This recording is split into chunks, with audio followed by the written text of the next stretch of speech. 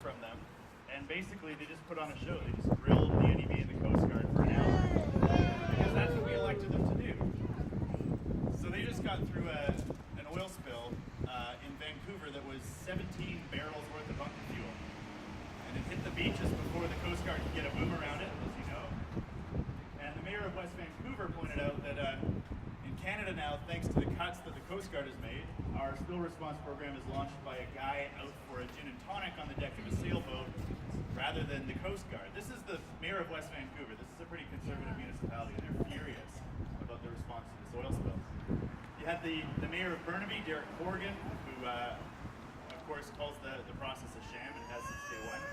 And you had other people who haven't spoken up yet on this project, who were, I think, empowered by the fact that there were 100 constituents sitting there cheering and clapping for their every word, who put some tough questions to Kinder Morgan as well.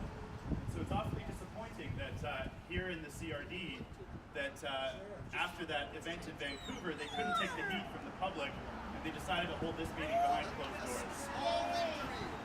Chief Bird is able to join us.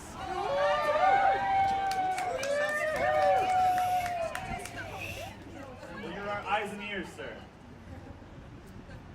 But in general, I have to say this is pretty typical of the National Energy Board, and it's too bad that they haven't learned the lessons, because every time they face public scrutiny, or every time they get a bit of a rough ride from some local mayors, they run and hide. And I think that if that's their response, they're only going to prove our point, which is that this process can't happen in secret. The public deserves to understand the full risks of this project, and that's why we're calling on a BC review. Not because we believe that the government is just going to handle it and we can close our eyes and go back to sleep and the BC government will do a better job, but because if we bring those powers back to British Columbia, we can keep an eye on them better than we can if this is happening behind closed doors in Calgary, and we can set the mandate, we can set the questions. And if they don't do a good job, we can hold them accountable. We have laws like the recall and initiative law in British Columbia that we don't have federally if we're disappointed by the performance put onto the NEB. So that's why we're calling for a BC review. I hope you all can join us. There's many versions of the petition floating around. Sierra Club has one, Dogwood has one. They all go to the same place.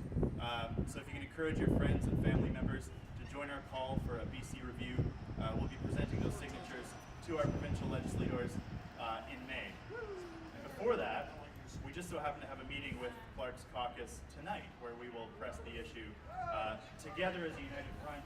Sierra Club, Georgia Straight Alliance, CPAWS, Pembina, Dogwood, all of the environmental groups working together for a change to call for the same thing and put pressure on our provincial government. So thanks very much for coming out this morning.